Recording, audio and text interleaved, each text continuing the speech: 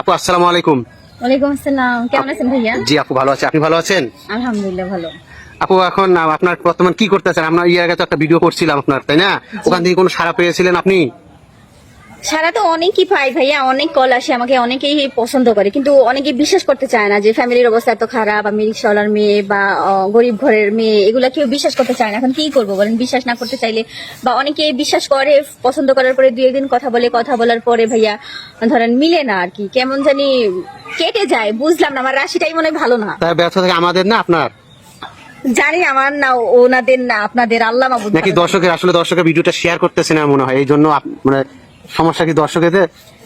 হয়তো দর্শকেরও থাকতে পারে, বেশি বেশি শেয়ার করলেও হয়তো যে মনের মানুষ আমার যেখানে লুকিয়ে আছে সেখান থেকে বের হয়ে আসতো। তাই? হ্যাঁ, আচ্ছা আপু, যাই হোক, যেটা বলছিলাম যে আমার এই দর্শকটা অনেক নতুন দর্শক আছে, তাদের উদ্দেশ্যে আপনার নামটা বলবেন, বাড়ি কোথায় বলবেন? নাম হচ্ছে সাদিয়া ইসলাম আর বাসা টাঙ্গাইল। টাঙ্গাইল না? তো আচ্ছা আপু, সাদিয়া আপু, যেহেতু বলেছেন আপনি এখনো মনের মানুষ পাননি, তো আসলে এই যে রাস্তাঘাটে চলার পথে এতদিন ধরে আছেন, মাশাআল্লাহ দেখতেও তো আপনি অনেকটাই সুন্দর, তে আসলে কি এখনো মনের মানুষ কেন পাচ্ছেন না, বা কেউ কি আপনাকে পছন্দ করে না?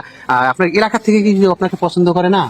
না, এলাকাতে আমি চাইতেছি না বিয়ে করতে, এলাকাতে একদমই যে পছন্দ করে না তা না, কিন্তু ভাই আমি চাই না, এখানে আমার একটা দুর্ঘটনা ঘটছে আগে, আমি চাই এখান থেকে দূরেই থাকতে, এখানে আর থাকতে না। এখানে থাকতে মানে গ্রামে আপনি বিয়ে করতে না, চাচ্ছেন না, গ্রামে মানে আমি দূরে বিয়ে করতে কোথাও হইলে? চাচ্ছি না, হ্যাঁ, আচ্ছা, আপনি যেহেতু বলছেন আপনার বাড়ি টাঙ্গাইল, তো আসলে অন্য যদি অঞ্চলের হয়, যেমন বগুড়া, রাজশাহী, যশোর, খুলনা, বরিশাল, এই ক্ষেত্রে যদি হয়ে থাকে, তখন আপনি কি করবেন?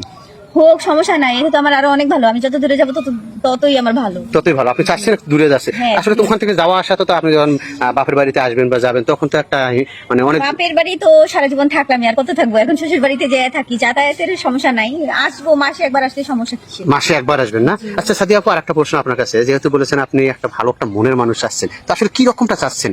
তার টাকা থাকতে হবে, নাকি আসলে চেহারার দিক দিয়ে চাচ্ছেন, নাকি আসলে ওই যে মোটা কাটা থাকতে হবে, কোন বাহ্যিক সৌন্দর্য চাচ্ছেন? টাকা পয়সা, মোটা কাটা বা বাড়ি গাড়ি, এগুলো আমি দেখি না ভাইয়া, কারণ আমার বয়স হয়ে গেছে, আমি চাইতেছি তো আমার সাথে মানাবে ওরকম বয়স্ক একজনই চাইতেছি, আবার আহামরি এত আবার বয়স চাইতেছি না যে নানা দাদার বয়সী, ধরেন 60 বছর 80 বছর, এরকম যদি কেউ পছন্দ করে তাহলে তো আর সম্ভব না, তাই না? যেহেতু বয়সের কথা আছে সাদিয়া আপু, আপনার এখন নর্মালি বয়স কত চলতেছে? 26 বছর। 26 বছর বয়স চলতেছে, তো আপনি কতটুকু সিনিয়র চাচ্ছেন?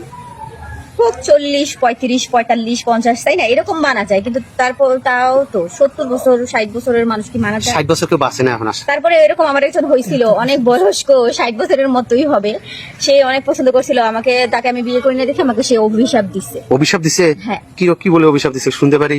বলছে আমি তোমাকে অনেক ভালোবাসি, না মন থেকে পছন্দ করছি, তুমি আমাকে বিয়ে করো নাই, মানে ইসের জন্য, বয়সের জন্য, তো এই তোমার যাতে আর বিয়ে না হয়, আমাকে তুমি কষ্ট দিছো, হ্যান ত্যান। আমি তাকে আর কি কষ্ট দিছি বলেন? এরকম মানুষকে আমি, সবাই মানুষ বিয়ে করে, কথা বলে কি আর বিয়ে হয়? না না না, মানুষকে বিয়ে করতে হলেই তো কথা বলতে হবে, জানতে হবে, শুনতে হবে, তাই না? অবশ্যই অবশ্যই। তো কথা আমি 10 জনের সাথে বলবো, 10 জন রেখে বিয়ে করতে পারবো ভাইয়া? না না না, সুপ্রিয় দর্শক, আপনারা সাদিয়া আপুর জীবনের গল্প শুনছেন। আসলে আপনারা আমার সাদিয়া আপুর হাইট দেখতে পাচ্ছেন, আপনারা অনেক বলেন যে আসলে হাইটটা কি রকম আমরা দেখি একটু, অনেকেই কমেন্ট করেন আমাদেরকে, এই জন্য আমি দেখানোর চেষ্টা করছি, আপনারা দেখেন।